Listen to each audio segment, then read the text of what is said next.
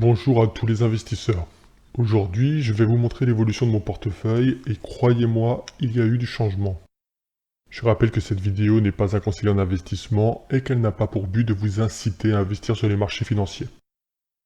Je suis actuellement dans une phase de restructuration de mon portefeuille et ça amène vraiment beaucoup de changements, donc voyons tout ça. Mon portefeuille d'actions la semaine dernière était comme ceci et aujourd'hui, il ressemble à ça. J'ai décidé dans un premier temps de retirer ou d'alléger de mon portefeuille toutes les actions que je considère trop chères, quand bien même les perspectives d'avenir sont bonnes. Les marchés à l'heure actuelle se sont calmés, la volatilité s'est grandement diminuée, donc trader devient de plus en plus inefficace. On peut le voir sur cet indice qu'on appelle le 440 volatilité. On voit qu'avant la crise on était à 16, et durant la crise on est monté jusqu'à 90. On a mis beaucoup de temps pour retrouver un rythme un peu plus normal, mais depuis 3 semaines, on est sur les 24, c'est-à-dire toujours au-dessus de la volatilité normale, mais ça reste plutôt correct, surtout en pleine crise. Donc les marchés se sont calmés, les opportunités à court terme diminuent, et je vais me concentrer sur les opportunités à long terme. L'étape 1 est relativement compliquée car je dois me discipliner au maximum afin d'obtenir de bons résultats plus tard. Par exemple, pourquoi garder une valeur que je considère chère, quand bien même elle est de grande qualité, au lieu de me concentrer sur des valeurs de grande qualité que je considère moins chères?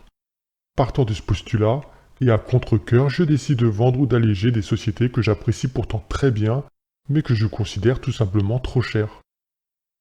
Il y a également celles que je considère au prix correct, voire pas très cher, mais tout simplement pas assez rentables.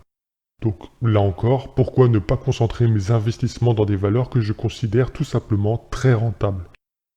Là encore, beaucoup de sociétés dans lesquelles j'ai investi récemment vont disparaître de mon portefeuille. Donc voyons voir tout ça.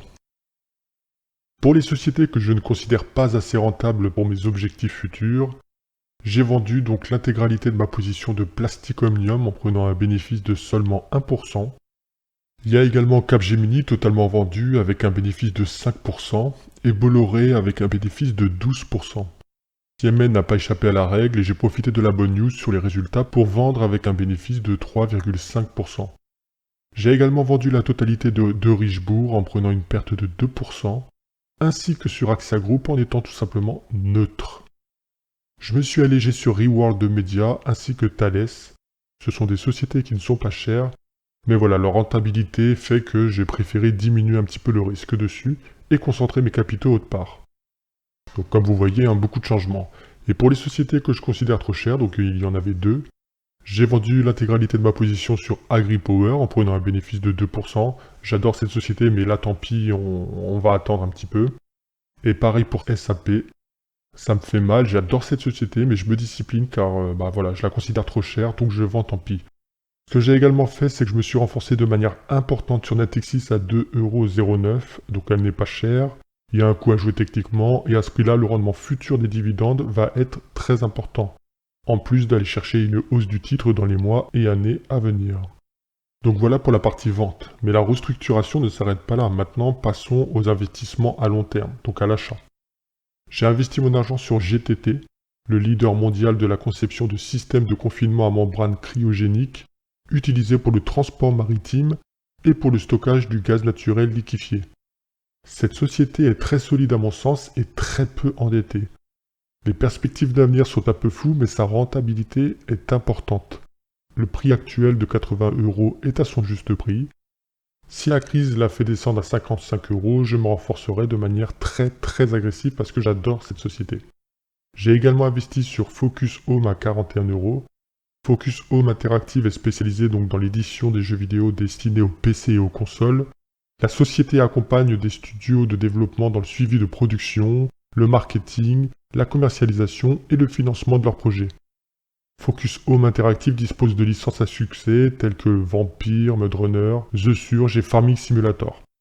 Le rebond a été spectaculaire dernièrement, le prix est correct sans plus, en revanche les perspectives d'avenir, elles, sont très intéressantes et c'est une société solide et rentable. On est en plein sur une résistance donc le timing n'est pas au top, c'est pour ça que j'ai mis que 25% d'argent que je compte lui attribuer. Je me renforcerai à 31€ si ça baisse jusqu'à là, puis à 24€ ensuite.